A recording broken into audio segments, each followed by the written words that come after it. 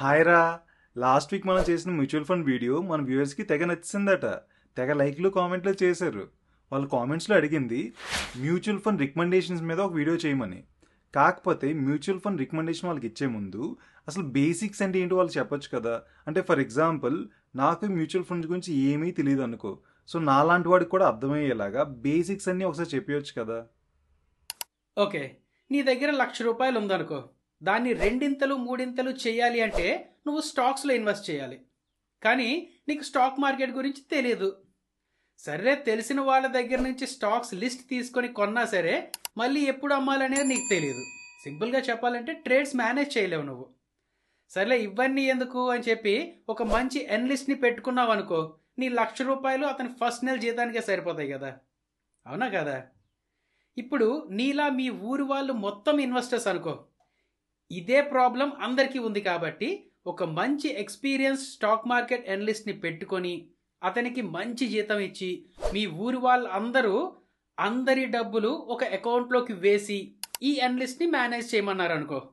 అంటే స్టాక్స్లో అనాలిసిస్ చేసుకొని బై అండ్ సెల్ చేసుకొని ప్రాఫిట్స్ తీస్తూ వాటిని మళ్ళీ స్టాక్స్లోనే పెడుతూ ఇలా ఆ డబ్బుల్ని పెంచుకుంటూ వెళ్తూ ఉండండి అని చెప్పారనుకో ఆ అనలిస్ట్ని. ఇలా చేయడం వల్ల మీ ఊర్లో ఉన్న ఇన్వెస్టర్స్కి ఏం లాభం చెప్పు? ఏం లాభం అంటావేంట్రా? మనకి ఏ టెన్షన్ లేకుండా అతనే అనాలిసిస్ చేస్తాడు, బై సెల్ చేస్తాడు, మనకి ప్రాఫిట్ తెచ్చి పెడతాడు. మళ్ళీ నేను ఒక్కడనే అతనికి జీతం ఇవ్వాల్సిన అవసరం కూడా లేదు.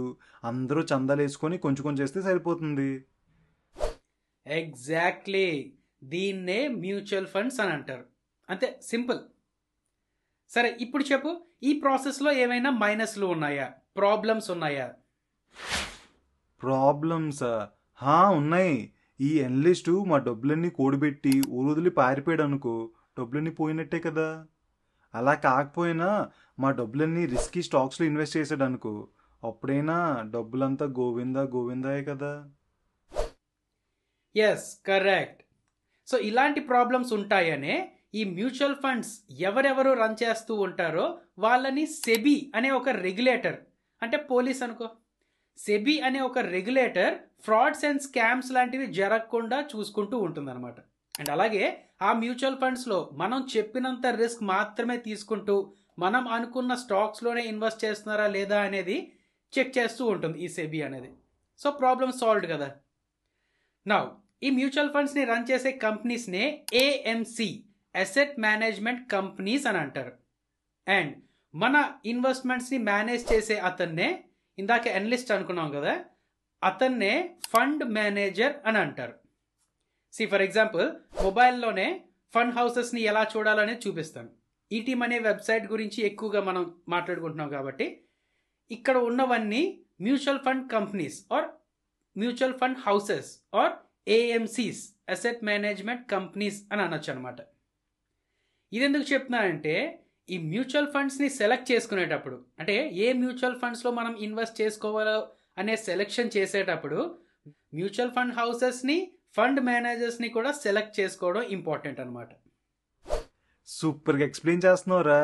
మ్యూచువల్ ఫండ్స్ గురించి అసలు ఏమీ తెలియనోడికి కూడా ఈజీగా అర్థమైపోద్ది. ఫ్రెండ్స్, మీకు కూడా మా ఫ్రెండ్ ఎక్స్ప్లెనేషన్ నచ్చినట్టయితే లైక్, షేర్, సబ్స్క్రైబ్ చేయడం మర్చిపోవద్దు. Yes, correct. సరే, ఇప్పటి వరకు చెప్పిన దాని నుంచి ఒక మంచి క్వశ్చన్ అడగరా నువ్వు. ఒక మంచి క్వశ్చన్ అడిగితే నీకు ఒక మంచి బిర్యానీ ఇప్పిస్తా. అడుగు. ఏంటి ఏదో క్వశ్చన్ అడగమంటున్నాడు? సర్లే, ఏదో ఒకటి అడిగేద్దాం. ఏఎంసీని ఫండ్ హౌస్ అని కూడా అంటారు అన్నావు కదా, ఆ హౌస్ ఇండివిజువల్ హౌసా, అపార్ట్మెంటా? ఇంట్రెస్ట్ పోయింది, ఎందుకంటే ప్రతి దశలోనూ పెంట పెంట చేస్తుంటే నాకు ఇంట్రెస్ట్ లేదు. అరే, పనికిమాలిన డౌట్స్ అడుగుతావేట్రా? మన వ్యూవర్సే నీకన్నా మంచి వాళ్ళు, ఇంకా మంచి మంచి డౌట్స్ అడుగుతూ వస్తున్నారు కామెంట్స్లో. ఫ్రెండ్స్, మీరు పెట్టే కామెంట్స్ బట్టి నెక్స్ట్ వీడియోలో ఎలాంటి ఇన్ఫర్మేషన్ యాడ్ చేయాలి అనేది మేము ప్లాన్ చేస్తూ ఉంటాం అన్నమాట. సో కామెంట్స్ అనేది చేస్తూ ఉండండి. నువ్వు చెప్పరా, ఆలోచించి ఒక మంచి క్వశ్చన్ అడుగు. మంచి క్వశ్చన్ తట్టింది. ఏఎంసీ అనేది మనం ఎంత రిస్క్ తీసుకోమంటే అంతే తీసుకుంటుందా లేదా అని సెబీ చెక్ చేస్తుందని చెప్పావు కదా, దాని అర్థం ఏంటో కొంచెం డీటెయిల్గా చెప్పరా. ఎస్, ఈ క్వశ్చనే నీ దగ్గర నుంచి ఎక్స్పెక్ట్ చేసింది. ఈ డిస్కషన్ అయిపోయాక ఆ బిర్యానీ ట్రీట్కి వెళ్దాంలే. సరే, ఇప్పుడు స్టాక్స్లో లార్జ్ క్యాప్ స్టాక్స్ అని, మిడ్ క్యాప్ స్టాక్స్ అని, స్మాల్ క్యాప్ అని ఇలా ఉంటూ ఉంటాయి అన్నమాట. ముందు వీడియోలో దీని గురించి చెప్పుకున్నాం కదా. లార్జ్ క్యాప్ వాటిలో రిస్క్ తక్కువ ఉంటుంది, రిటర్న్స్ కూడా మోడరేట్గా ఎక్స్పెక్ట్ చేస్తూ ఉండొచ్చు. అదే స్మాల్ క్యాప్ స్టాక్స్లో కంపారిటివ్లీ రిస్క్ ఎక్కువ ఉంటుంది, అంత రిస్క్ పెట్టుకున్నందుకు రిటర్న్స్ కూడా అంతే ఎక్స్పెక్ట్ చేస్తూ ఉండొచ్చు అన్నమాట. అంతా వచ్చే పాసిబిలిటీ ఉంటుంది. నా నీకు ఎక్కువ రిస్క్ పెట్టే ఇంట్రెస్ట్ లేదనుకో, నువ్వు డెట్ మ్యూచువల్ ఫండ్స్ అనో, లేక ఇండెక్స్ మ్యూచువల్ ఫండ్స్ అనో, లేక లార్జ్ క్యాప్ మ్యూచువల్ ఫండ్స్ అనో, ఇలాంటి వాటిలోనే ఇన్వెస్ట్ చేయాలి అని ఎక్స్పెక్ట్ చేస్తున్నావు. అండ్ నువ్వు ఒకవేళ లార్జ్ క్యాప్ మ్యూచువల్ ఫండ్స్లోనే ఇన్వెస్ట్ చేస్తే ఆ ఫండ్ మేనేజర్ ఆ లార్జ్ క్యాప్ స్టాక్స్లోనే ఇన్వెస్ట్ చేస్తూ ఉండాలన్నమాట.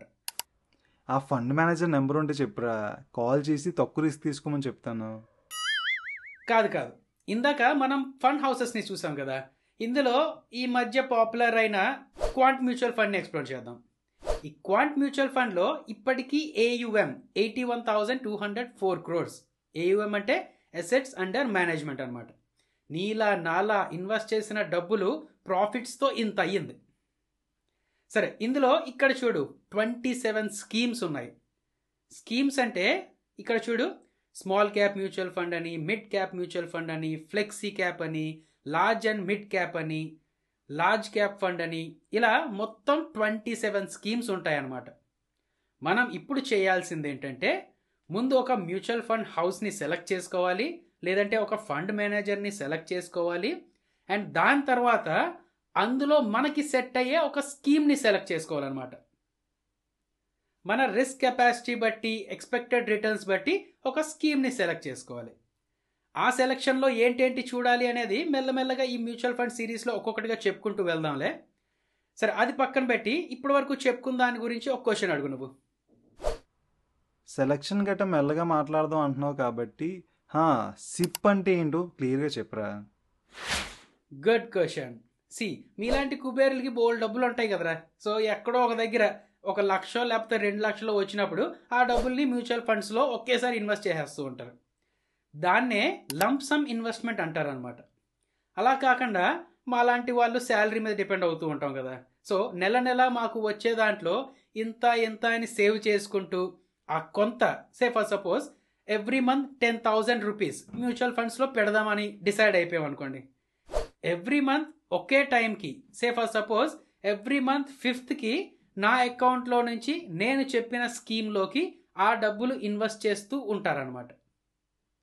ఆ రోజు NAV బట్టి అన్ని యూనిట్స్ నా డీమ్యాట్ అకౌంట్లోకి వేసేస్తూ ఉంటారు.